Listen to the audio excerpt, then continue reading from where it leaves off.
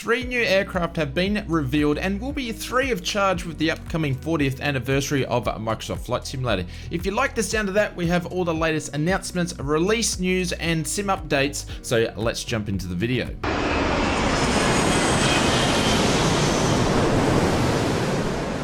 Welcome to another Flight Sim video. In these videos, we aim to bring you all the Flight Sim news in one place. So if that sounds right up your taxiway, please hit that subscribe button. 72% of people that watch the Oz Flight Sim channel are not subscribed, so if that's you, please hit the little red button. It's really appreciated. Before we jump into this week's video, I want to thank Sofly for sponsoring this video. Sofly offer a number of products for Microsoft Flight Simulator, catering to new pilots for the sim and all the way to very experienced pilots. As a Flight Sim content creator, my favorite Sofly product is Weather Presets Pro, which comes in really handy when the weather is not behaving itself and you can change the weather to be more dramatic or even to a perfect day. Other products I like to use is Landing Challenge Pro, Flight Simulator Guide, which is the manual to Microsoft Flight Simulator, the one that should have been, Storms for pilots who want to chase some of the biggest storms in the world's history. I will leave a link in the description below or where you can go and check out Sofly products, and I would like to thank Sofly for sponsoring this video. Pre-flighting this week's announcements, and the first one goes to the team over at India, Foxteco, which has been a while since we've heard from this dev team, but they've updated us with the Airmacchi M346. Currently it's in beta and expected to be released after Sim Update 10. The team have been working on this project for a while now and first hinted it back almost 2 years ago. The beta has been tested by real-world pilots, instructors, and engineers, providing valuable feedback to the development team. The team mentioned that they are confident that the M346 will be fairly realistic, experienced in Microsoft Flight Simulator, and simmers will be available to follow a checklist that is 95% of the real-world checklist. The M346 is planned to launch on PC first, with a slightly toned-down version for Xbox possibly at a later stage. The M346 will come with at least 10 liveries, which will be represented mostly through real-world operators. In some other announcement news this week, a new 737 MAX is possibly on the way for Microsoft Flight Simulator. iFly, the popular third-party development team that have been successful in other sims like FSX P3D with the 737 and the 747, have hinted that the new 737 MAX, which is in development for P3D at the moment, is planned to come to Microsoft Flight Simulator as well. Simmers may remember this very popular iFly 737 for FSX, which provided an excellent experience for those who didn't want to spend the high prices for aircraft from such teams as PMDG. At this stage, we have seen some screenshots that are in development of the P3D version of the MAX, and of course, we will keep you posted on more development news on this one. Taxiing over to this week's releases, and the first one is from Just Flight this week, releasing a WB Sims product, which is a detailed enhanced mod for the Cessna 172 Classic. The Cessna 172 Classic is available for the Premium Deluxe version of the sim, so it's not available for everyone. However, simmers who have the Classic now have the option of enhancing the default aircraft.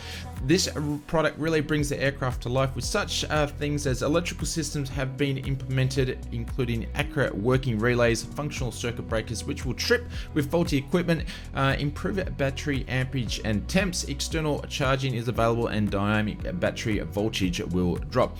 The engine has wear and tear with spark plugs failing, general wear and tear of the engine, functional engine priming, the starter can overheat, and oil usage needs to be looked at. If that's not enough, the 172 has optional state saving with 90 plus points being saved. It has a gyro spin-up animation, custom lighting throughout that dims if the voltage is low.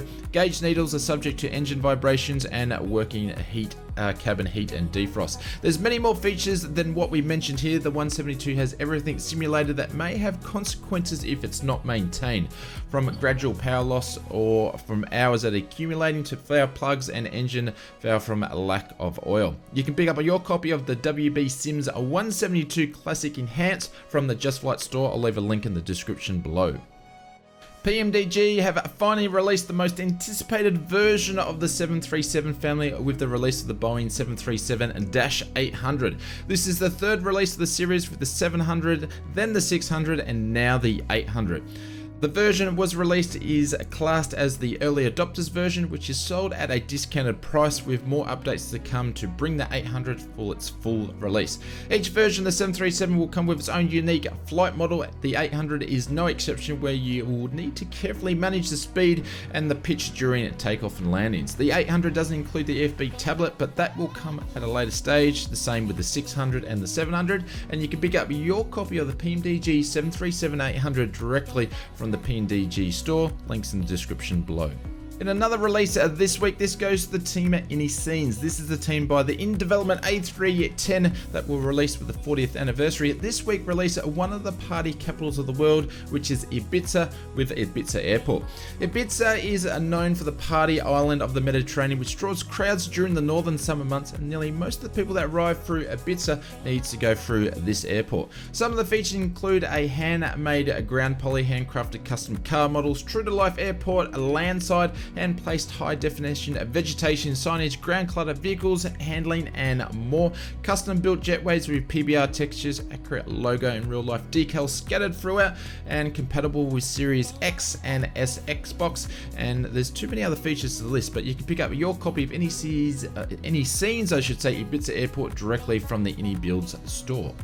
Another airport release this week, and this goes to the team over at Northern Sky Studios, that they have released another iconic US airport, which is Yakut Airport. This airport sees no road access to the outside world, and the airport is the lifeline to the area. Alaska Airlines serves only commercial flights here with the Boeing 737-700, and it's only a short hop away from Juneau Airport. Features include custom surroundings, PBR materials, high resolution textures, and custom author of the area. You can pick up your copy of Northern Sky Studios Yakut Airport directly from the Allbeck store, links in the description below. The next release for the week is pretty unique, and it's something that we haven't seen in the sim today, and this is Camp Out from the team over at Parallel 42. This is a team that released the Kit Fox earlier this year. This add-on is far from an aircraft, but it brings immersion to the simulator. Camp Out basically allows you to place camping equipment around the aircraft to set up a camp site after you've done a long days of flying bush trips. This add-on works well with any aircraft, and it has dozens of placeable objects in different variations. You can also include wind reactive objects such as tents, portable windsocks, and smoke canisters. You can create and save custom campouts and open the aircraft, and even share campouts with your friends. You can pick up your copy of Camp Out from the Parallel 42 team directly from the Allbeck store. I'll leave a link in the description below. Lining up on the runway for this week's sim update news, and the Microsoft Flight Simulator team were at Gamescom in Germany this week promoting the simulator. In celebration of Gamescom, the Microsoft team announced a release of the next local Legend aircraft, which is the Junkers F-13, and is available now in the in-sim marketplace. Basically the baby version of the Junkers they released earlier this year. The F-13 was the world's first all-metal transport plane, and it was very innovative for its time period. And from the looks of the trailer that the Microsoft team released, the Junkers looks great. It should be a bunch of fun to fly around the globe as the previous Junkers the team released. The other release from the team over at Gamescom was City Update 1. They're going to call it CU1, which is a collection of photographic cities in Germany, which included, hopefully I say this correctly, Hanover, Dortmund, Dusseldorf, Bonn, and Cologne, where Gamescom is based at. And I'd say expect to see more city updates or more SU or an SU2 down the track when they look at other cities around the world. Besides these quick releases for Gamescom, the main part of the presentation was about the 40th anniversary release in November. The team discussed more detail what should we expect with more aircraft, classic airports, and previous missions from past Flight Simulator editions were announced.